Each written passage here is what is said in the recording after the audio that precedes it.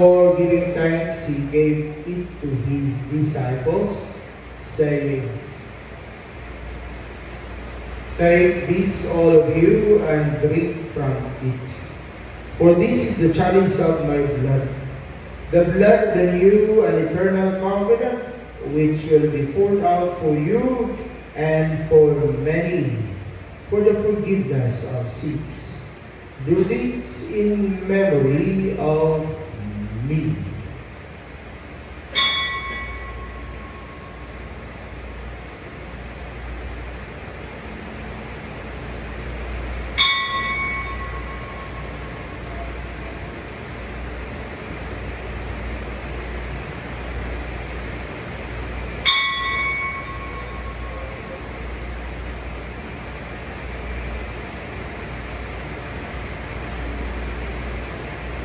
The mystery of faith. When we eat this bread and drink this cup, we proclaim your death, O Lord, until you come again, until you come again. We proclaim your death, O Lord. Therefore, as we celebrate the memorial of his death and resurrection, we offer you, Lord, the bread of life and the chalice of salvation, giving thanks that you have held us worthy to be in your presence and minister to you. Humbly we pray that partaking of the body and blood of Christ, we may be gathered into one by the Holy Spirit. Remember, Lord, your church spread throughout the world and bring her to the fullness of charity, together with Leo, our Pope, Oscar Jaime, our Bishop, and all the clergy. Remember also our brothers and sisters who have fallen asleep in the hope of the resurrection, and all who have died in your mercy. Welcome them to the light of your face. Have mercy on us all, we pray. With the Blessed Virgin Mary, Mother of God, Blessed Joseph, her spouse, with the blessed apostles and all the saints of please you throughout the ages, we may merit to be co-heirs to eternal life. We praise and glorify you for your Son, Jesus Christ. Through him and with him and in him, O God, Almighty Father, in the unity of the Holy Spirit, all glory and honor is yours forever and ever. Amen, amen, amen, amen.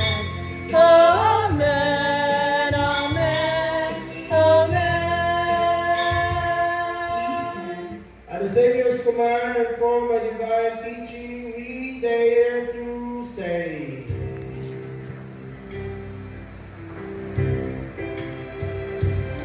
Ama namin, sumasalangit ka, sambahin ang ngalan mo.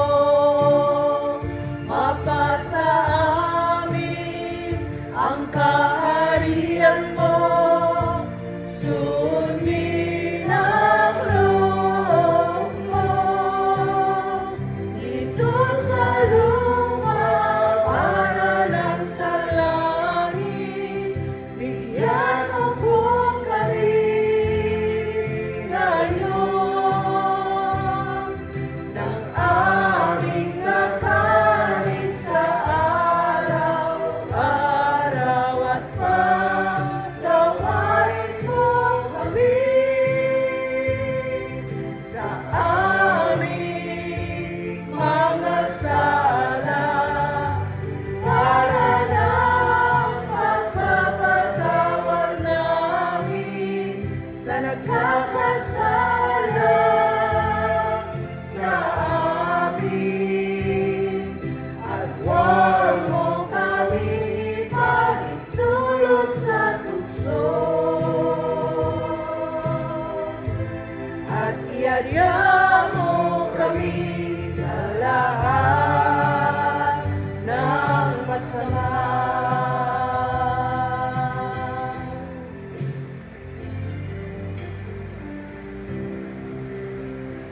Deliver us, Lord, we pray, from our evil.